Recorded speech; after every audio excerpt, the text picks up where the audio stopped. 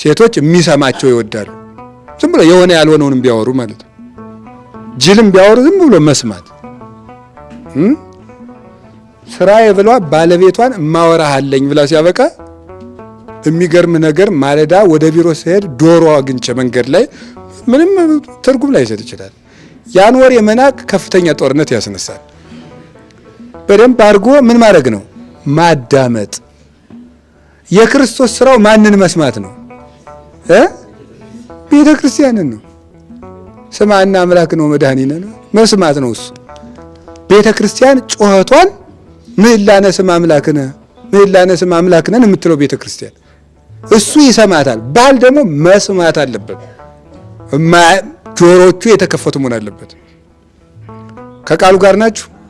ክርስቶስ ለቤተ ክርስቲያን ስጦታ እንደሰጣት ባል ስጦታ ይሰጣል። ለርብቃ ምን እንደሰጣት ለጆሮዎቿ ወርቅ መጽሐፍ ቅዱስ ላይ የተጻፈ እኮ ነው። ለእጅ አምባር ተሰጥቷታል። ባል ይሰጣል። ምን የራሷ ገንዘብ አይደል አይባል፣ መስጠት አለበት። የራሷ ገንዘብ ቢሆንም ከባሏ እጅ ስትቀበለው ደስ ይላታል። ክርስቶስ ለቤተ ክርስቲያን እንደሰጣት። ክርስቶስ የቤተ ክርስቲያን መጋቢ ነው። ስጋውን ደሙን መግቧታል። ምን ማለት ነው ታዲያ? ባል ደግሞ መጋቢ ነው። ፍትሐ ነገሥቱ ምን ይላል? የባለጸጋ ልጅ አግብቶ ተራራውን ወጥቼ ቁልቁለቱን ወርጄ ካልመገብኳት ብሎ ሊደክም ይገባዋል ይላል። የሰው ልጅ አግብቶ ዝም ብሎ ጉጭ የለም። ሳይኖርም ማግባት ክልክል ነው። ትንሽ ሰርቶ ነው ማግባት። ዋናው እምነት ነው፣ ዋናው ፍቅር ነው የሚባል ነገር የለም። እንዴ ስራም ያስፈልጋል። ሞኝ ናችሁ መሰለኝ።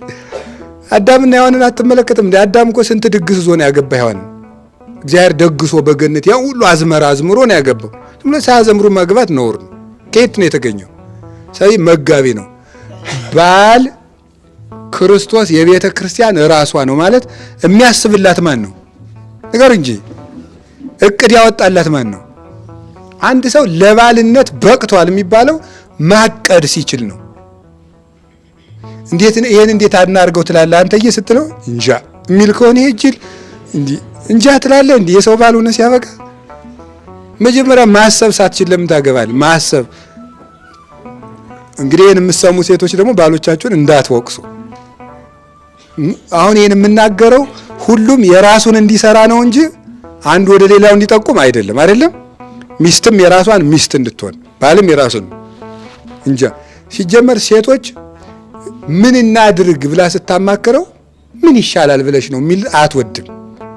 ምን ልብ አንተ ምክንያቱም ለመሰላችሁ ሴት የተፈጠረች ከምንድን ነው? ጎን ነው። ጎን ደግሞ ምንድን ነው? መጠጊያ ነው።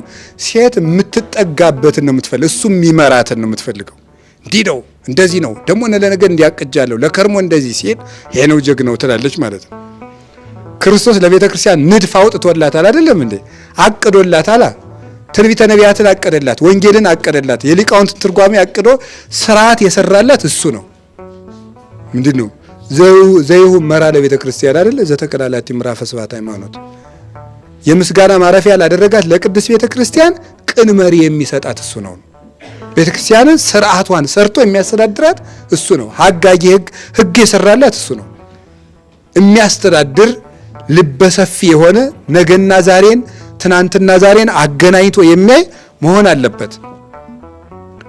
ስለዚህ ባጭሩ ግን ልነግራችሁ የፈለኩት ትዳር ትልቅ ነው። ማን ተገንቶበታል ነው? ክርስቶስና እመቤታችንና ቅዱሳን። ስለዚህ ባለ ትዳሮች ምን ማለት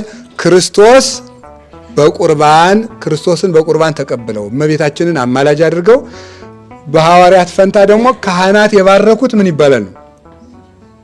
ትክክለኛ ሰርግ ነው። ሐዋርያት ያልጠረጠሩበት ሰርግ አይደለም ማለት ካህናት ያልባረኩት ሰርግ አይደለም ማለት። ቅዳሴ ተቀድሶ ያልተጋቡት ጋብቻ አይባልም። አሁንም ያልቆረባችሁ ቁረቡ። እግዚአብሔር በዓለም ያሉ በትዳር ያሉ ወንድሞቻችን እህቶቻችንን ሁሉ ይባርክልን።